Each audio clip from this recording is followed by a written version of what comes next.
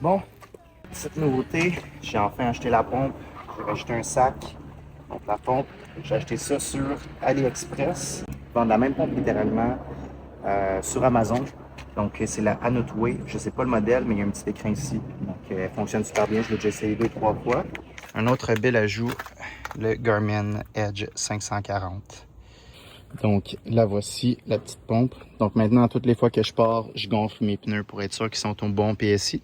Et une des choses que je trouve le plus intéressant avec cette pompe-là, c'est qu'une fois que je l'ai seté, mettons, à 120 PSI, qui serait, mettons, le PSI pour mes pneus, ça l'arrête. Donc, contrairement aux bonbonnes, mettons, de CO2, qui vont pas nécessairement arrêter, là, c'est toi qui décides combien t'en mets, mais celle-là, ça met juste le bon PSI, pas en bas, pas en haut. Puis en plus, je peux faire 3 pneus avec, dans le fond, une batterie. Voilà, ici, donc tu enlèves le petit bouchon, tu viens de dévisser la petite valve ici. On prend la petite pompe ici avec l'extension que j'ai rajoutée pour justement ça. Là, on regarde que il me reste et on part. On voit que le PSI monte. Ah, il est à 120, il est arrêté tout seul. Une fois que c'est fait, on l'enlève, on revisse la petite valve ici.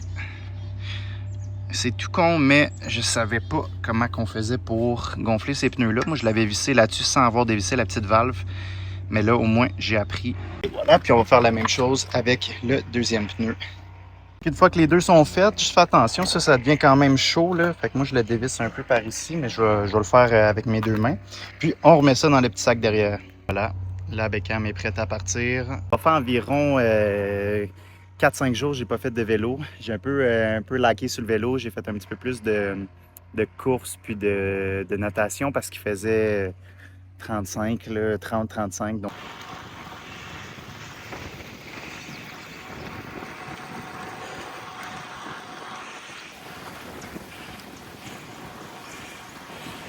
J'arrête pour remplir les bouteilles d'eau, on est à 42 km.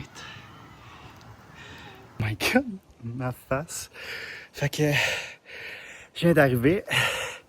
C'était peut-être pas une bonne idée de faire ça à cette température-là. Il fait 36 ressenti.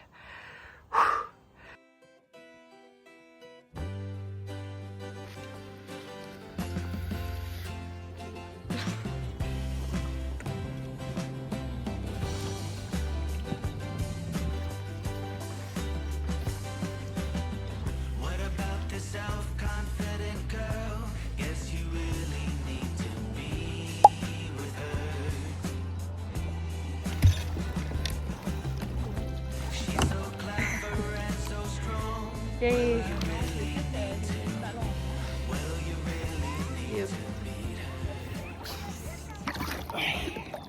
2 mètres pour faire 800, je fais-tu 2 mètres ici? Go!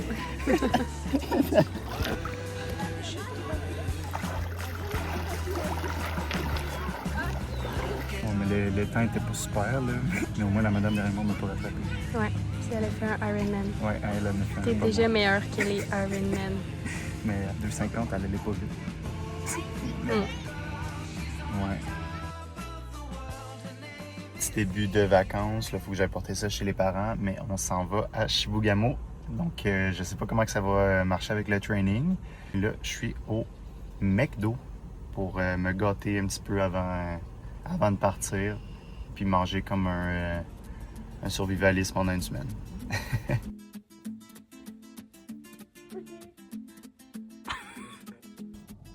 C'est parti, ils sont en train de régler la petite moto sur le top, parce que je pense qu'elle a bougé. Petit truc de champ. Il est à 6h03.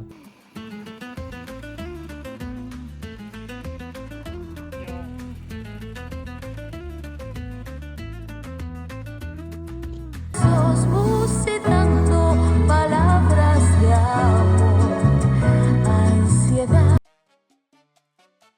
Bon, je reviens en fin de vacances, fait que là c'est le temps de se remettre dans les bonnes habitudes. Donc je vais me préparer une petite batch de burrito déjeuner.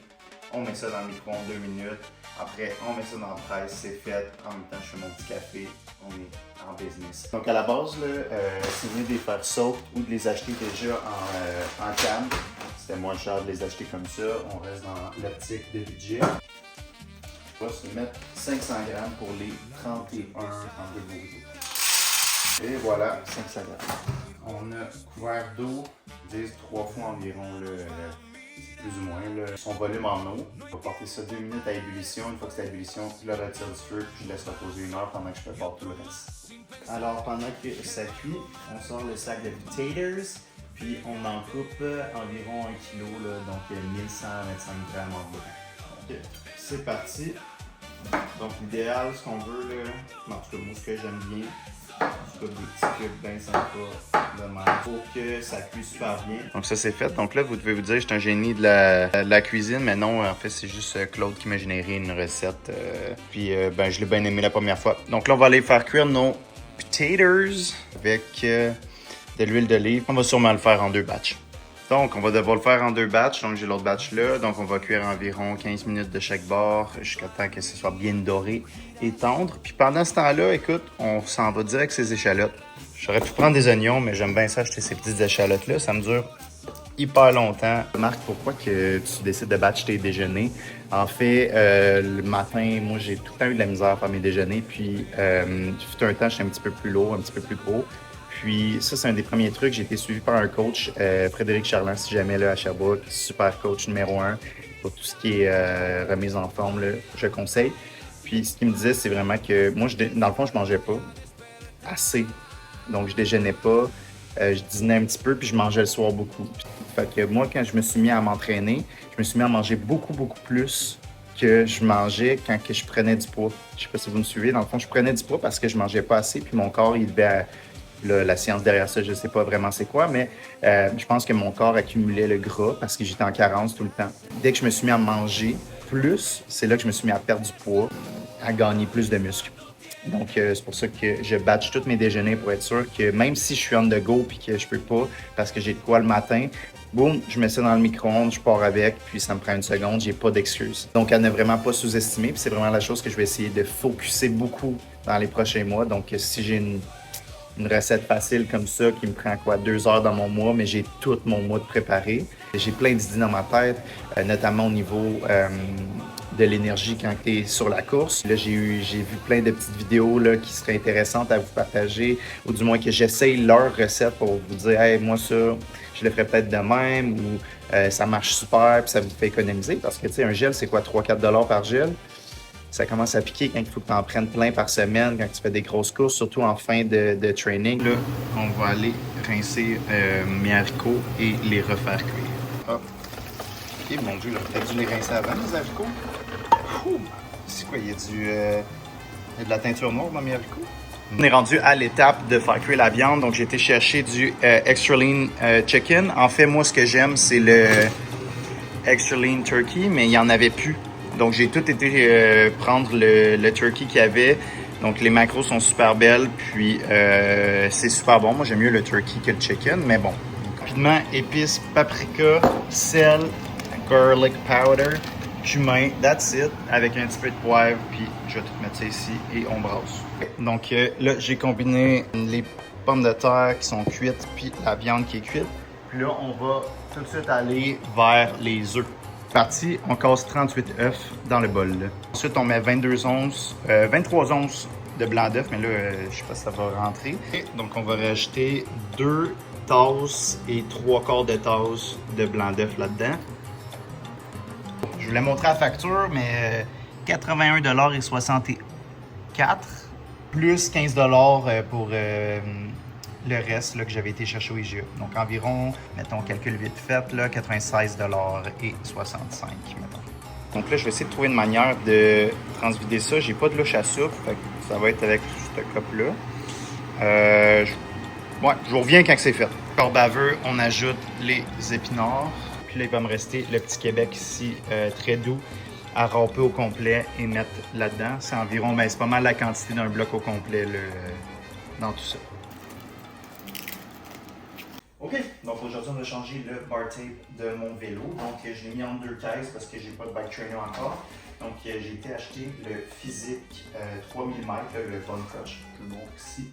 Puis, on va essayer de changer ça ensemble. J'ai jamais fait ça de ma vie, mais ça devrait pas trop être compliqué. Là, j'ai un petit tutoriel ici là, qui me dit c'est 2 minutes 30. Donc, je vous prends ici, je vais vous montrer un peu l'état de mon bar tape. Là. tout cassé ici. Honnêtement, il n'y a plus de coussin, là. C'est vraiment rendu de la grosse brique. Donc là, je vais aller mettre de quoi d'un petit peu plus épais. Mes poignets vont me remercier. La première chose que je vais faire, c'est je vais enlever ça comme ça. Hop.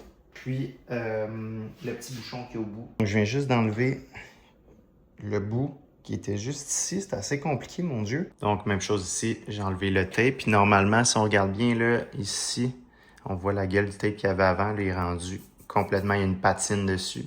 Donc, on va enlever à partir d'ici et on va dérouler à la grandeur. Puis là, il y a les fils que je vais devoir gérer avec un petit peu de tape électrique, là.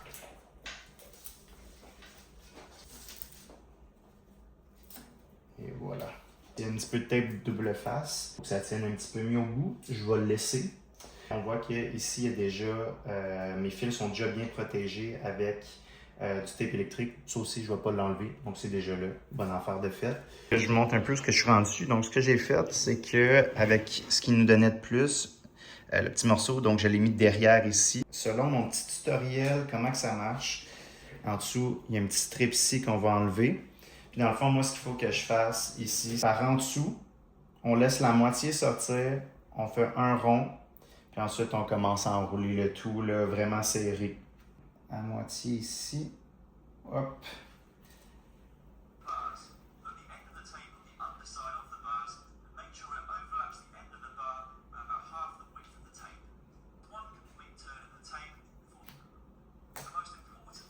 Ça va être compliqué, ça.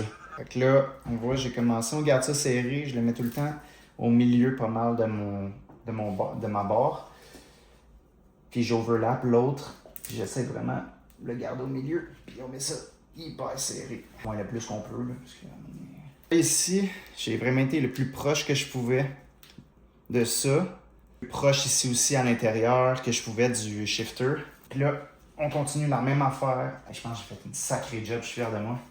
Là, au bout, il me semble qu'il voulait que je fasse de quoi avec les ciseaux. Donc là, je suis rendu vers la fin. Ils disent de cut at an angle. Ouais, à voir si j'aurais juste pas dû le couper. Là, c'est... Oh mon Dieu, c'est laid. Oh!